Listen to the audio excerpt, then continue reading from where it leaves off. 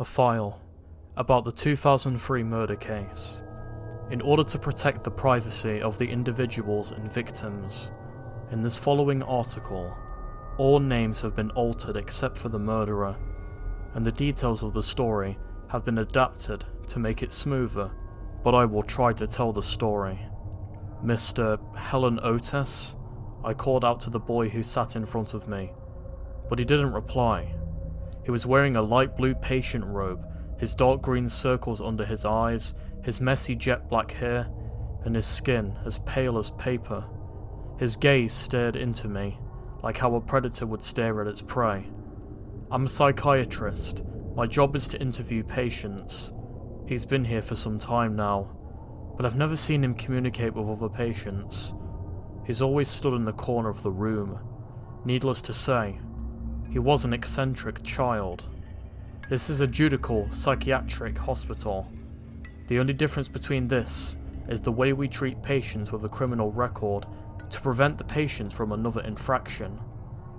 His silence didn't help at all. Do you know this?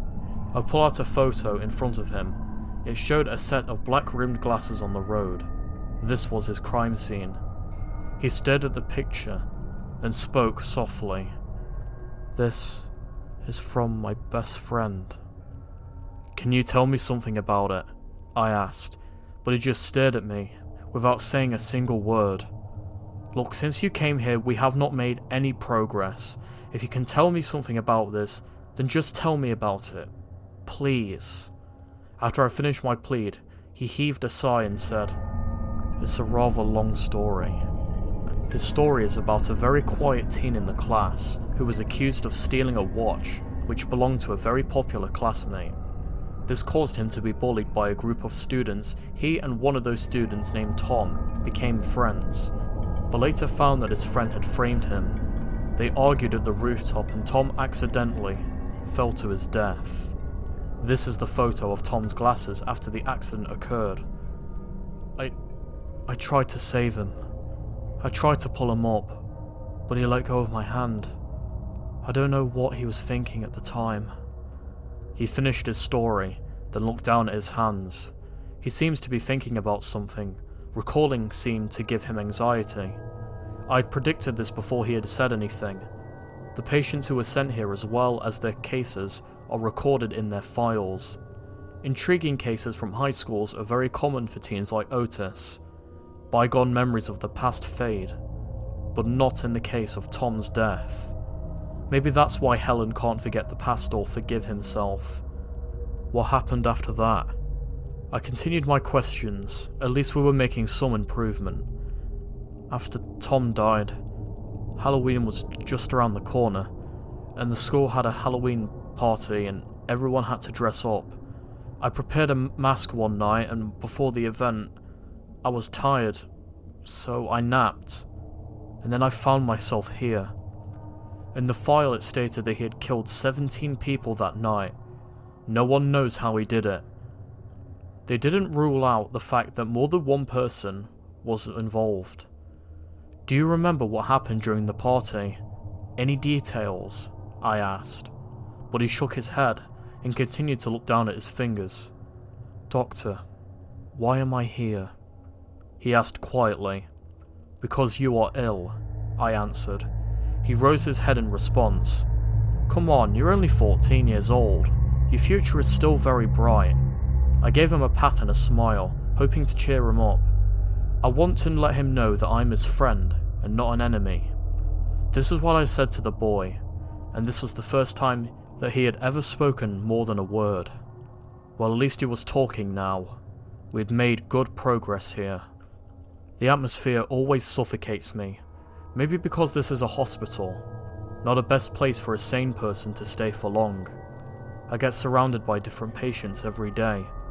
I'd grown accustomed to it now. I feel something unfamiliar. I feel like I'm a frail sheep amongst a pack of hungry wolves. I'm pretty sure this place is slowly eating my sanity away, little by little.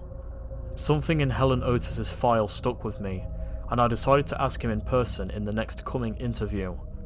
We met in the small room like the previous time. I greeted him with a smile and he responded with a few blinks. I took that as a greeting from him. As I sat down at my place, I flipped open my notes on his case and looked him in the eyes. I questioned the femininity of his name. Helen. Did your parents name you this? He thought for a moment, then told me that his parents had difficulty conceiving children, and they were eager to have a daughter, but instead gave birth to a boy. Due to his mother's weak health and their financial situations, they couldn't have any other children as much as they had hoped so. They decided to raise their only son, as a daughter. As he finished his sentence, he fell into silence. As I was thinking what kind of response I should give, he opened his mouth again. Not only does his name sound feminine, his parents also brought girls' clothing for him when he was younger, raised him like a daughter instead of a son. Neighbours and children around the area didn't even know that he was actually a boy.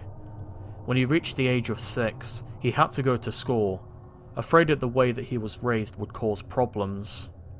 His parents tried changing their ways, finally treating him as a son. Maybe this is why he has some feminine characteristics.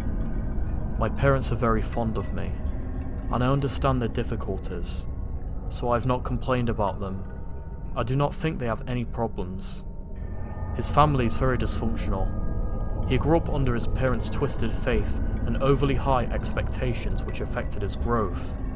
He lost some basic human traits, but he didn't notice. Plus he didn't seem to know how to express his feelings due to the environment that he grew up in. It's hard to change the patient's opinion on their family's faith. I wanted to tell him what his parents were doing is wrong, but it wasn't the right time, so I kept my mouth shut.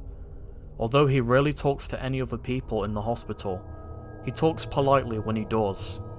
We chatted sometimes, we sat on the white bench in the park, we looked like best friends. We don't always talk about things related to the hospital. We talk nonsense sometimes, and it was these moments that we both felt relaxed. Especially me. I really felt the tension between us loosening.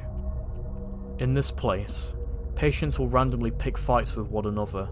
He won't pick fights, but neither does he stop them. He always manages to avoid any form of chaos and live peacefully. And that's pretty smart of him. In the year 2001, the 3rd of October, he was discharged from the hospital after receiving treatment for 7 years, and it's time for him to return back to society. He is now 21 years old, and he is no longer the younger boy that I remember. I was the only one seeing him off. Thinking back made me feel happy for him. Don't you ever come back here, Helen. If you come back here again, we will only meet when you are sitting on the electric chair. Those were the last words I said to him as I pat his shoulder and smiled. He nodded in response. He had a good nature if you asked me. I remember the look of him when he left. He wore a dark blue windbreaker and a pair of black trousers. His hair was still the same messy jet black. Won't he ever try to comb it a little? I truly hope that I would never be seeing him again in this place. After his discharge from the hospital, he was behaving well. We sometimes talked by email or meet up at a cafe. We talked about what we were doing now. He works as a mover and a cleaner as a part-time job. His body has grown quite muscular, looking much healthier than when I first saw him. He saved a small amount of cash and rented a small old house. The environment is quiet and nice. He brought some art tools and begun to draw. He told me that he wanted to become a painter. He still didn't talk much, but I'm happy he found his goal in life. He said he never blamed his parents for what they have done to him, but he never once visited his parents after he was discharged. After we confirmed that he wasn't any threat to society, we finished our observations on him. In the year 2003, October, there were a few missing people's cases. Judy George and Maggie Wang, both aged 24, were a few of the victims who were missing. The cases were very popular at the time, but I didn't really care. A user posted this photo on a social network. He said his CCTV recorded this picture on 31st of October 2003 and stated that somebody was trying to break into their neighbour's house. There is a human figure behind the masked man. He or she seems like they've fainted. The police have no clue on who is responsible for these cases. They thought it was some guilty pleasure freak behind them. Until the police found out the victims were all in the same class with Helen Otis before he entered the hospital, as well as the survivors from the gruesome case from a few years ago. The police decided to investigate his home. When I saw the news, I felt my heart skip a beat. I tried to contact him as well, but to no avail. Something bad was going to happen. I sat in front of my TV, my mind jammed like glue. I can't think of anything, or do anything. God, no please, no. I echoed in my mind constantly. On the 17th of November, the night was dead quiet, and that place was silent, which made his house in the middle of the field look even more eerie. The police broke down the lock on the door and opened it slowly, and a rotten stench greeted the intruders from the darkness of the home. One of the policemen shone a torch through the home. Surprisingly, there wasn't a piece of furniture in the entire structure. Apparently, no one had lived there for quite some time. They moved inside quickly to check the source of the smell. Suddenly, one of the policemen felt something brush against his shoulder. When he pointed his torch upwards, he saw something that scarred his mind. An upside-down human with a twisted face was eyeing them. The corpse's neck had been ripped wide open. The policeman freaked out and called out to the others as he scanned the rest of the house with his torch. The house was full of such corpses, like a butcher's shop. Every single body's flesh was a drawing canvas. The writing on top of it was the process of killing the victims. One of the body's jaws had gotten ripped away brutally. All the paint on the canvas was brown. This was proven later to be the victim's blood after analysis, turning brown with time. There was a total of 5 bodies in the house, including Judy and Maggie. The other 3 were the ones who gave witness about the murder case involving Helen to the police a few years ago. This home seemed to be more like a gruesome art gallery of victims than a butcher's. All of the bodies and canvases were facing the entrance, as if they were greeting the ones who entered. The police couldn't figure out the intention of the murderer, other than him making a sick joke. I fell into despair I'd never felt before. I really hope that he was not the one who did all this. After the news was published, neither can I eat nor sleep normally. My health was sliding downhill, my sanity escaping. Can anything be worse than this?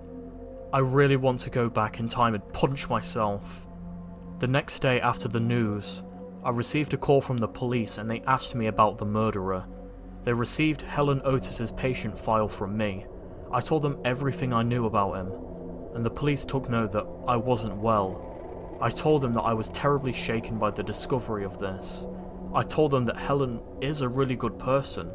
He was just walking down the wrong path. I thought I stopped him from going astray. The police found a letter at the crime scene. They asked me to stay calm. The letter was written for me. I asked to receive the copy of the letter. They complied and then they left. I started at the letter, thinking of whether to read it or not, and I was on the verge of a breakdown, but I felt something in the letter could salvage me. As I sat back on my sofa, I don't know how long I was staring at the letter in my hands. Then I slowly opened it and began to read. Dear Doctor, I finally remember what happened that night. After I looked at my mask, that night 7 years ago, the day before Halloween, I kept fidgeting on my bed, unable to sleep. All of the things that happened to me stung my mind like needles. That time I thought to myself, I had to do something about it. Then it happened. I threw a turned-on hairdryer into the public bathtub. There were a lot of people present. I remember I used a simple fork to dig someone's eyes out. I remembered I ripped someone's head from his neck. I attacked everyone who lived in the student dorm. I can't fully remember all the details. I just did what my mind told me to. When no one was screaming or struggling anymore, peace fell upon me. A peaceful feeling I had never felt before. I fell to my well-deserved slumber on a pile of bloody bodies. When I opened my eyes again, I saw you, Doc. You said the reason I'm here, because I was sick. Well, I must be pretty ill for now. I never felt so peaceful in my life. Maybe I am better off being sick like this. You told me that the next time we meet is on the electric chair. What if it was the other way around? You must know that I have got my own way to meet you in person. See you soon. When I finished his letter, my mind went completely blank. What the hell was he trying to say? His last words sent a chill down my spine. I felt like prey to him. I became one of his targets to hunt down. Wait, no. Maybe when he was still in the hospital, I was already prey to him. Maybe he longed for this day to come. God knows what was going on in his head. He never showed his emotion, even though I'm his doctor. I could never truly understand what kind of person he was. I even thought of him as a friend. Hell, I even thought he was my own son. Everything we went through was just a lie? Why am I so fucking dumb that I forget the rules of the hospital? They won't send any sane person into that fucking place.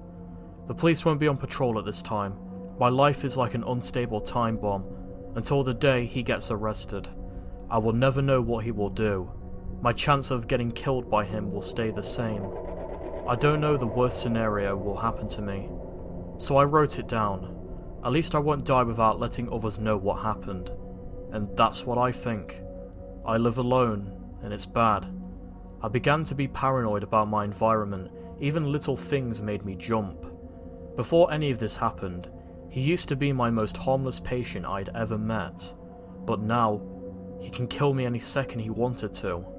I'm like a helpless animal.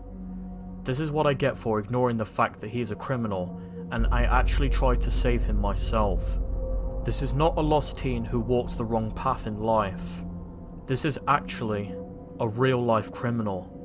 And here I am staring at what he is really capable of. Maybe his stable behavior was nothing but an act. The moment that I felt happy for his recovery was only for me.